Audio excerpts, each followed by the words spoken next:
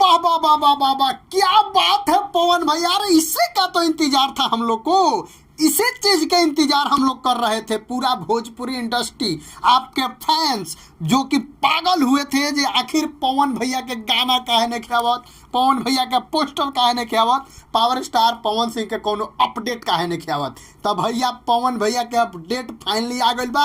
आ कैसेट के नाम बा पूछे पवनवा। वाह वाह वाह वाह, पावर स्टार पवन सिंह के देवी गीत के पोस्टर देख के खेसारी लाल यादव के सीखे के चाहिए कि आखिर देवी गीत के गावल जाला। खेसारी लाल यादव के ई जाने के चाहिए कि कौनो पर्व, कौनो धर्म के कौनो फेस्टिवल होला जौन की एगो बहुत महान पर्व हिंदू धर्म खातिर बा नवरात्रि। ए नवरात्रि के गाना कौना टाइप से गावे के चाहिए, कम से कम ई चीज़ के जाने के चाहिए। हम ऐसे कहतनी कि आजे एगो खेसारी भैया के एगो पोस्टर आइल बा जौना कैसेट के नाम बा रात के आइल बा कि देवी माई से हिला, प्रखंड हो या जिला देवी माई से हिला। माने ई सब शर्म आवे के चाहिए तार लोग। पवन सिंह से सीखल हो यार, पवन सिंह से यही पर तू लोग कॉम्पिटिटर हो लो पवन सिंह के। पावर स्टार पवन सिंह देखिए गाना गाए पूछे पवनवा। पवन सिंह अपने जीवन के आधारित माई के शरण में जाके बैठ गए और कह रहे हैं कि पवन के आखिर माई का गलती हो गई, का भूल हो गई कि पवन के इतना दुख देता रू, इतना सतावता रू।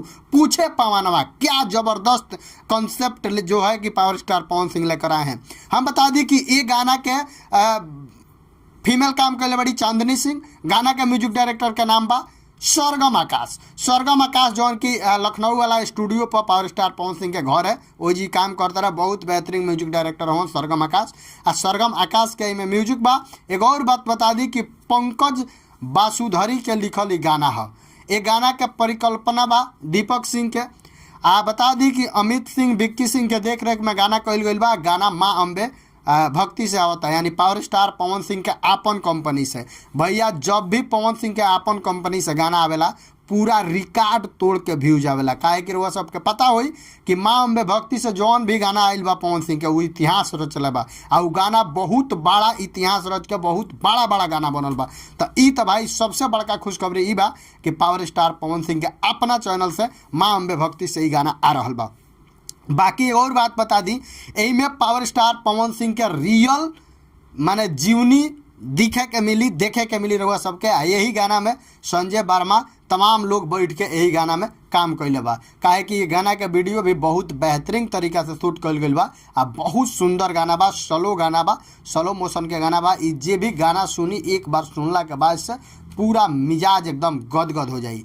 पूछे पवनवा कैसेट के नाम बा। पवन सिंह के बहुत बेहतरीन ये गाना बा। तो जैसे आई तैसे फिर से भोजपुरी इंडस्ट्री में एक तरफा राज पावर स्टार पवन सिंह करी है।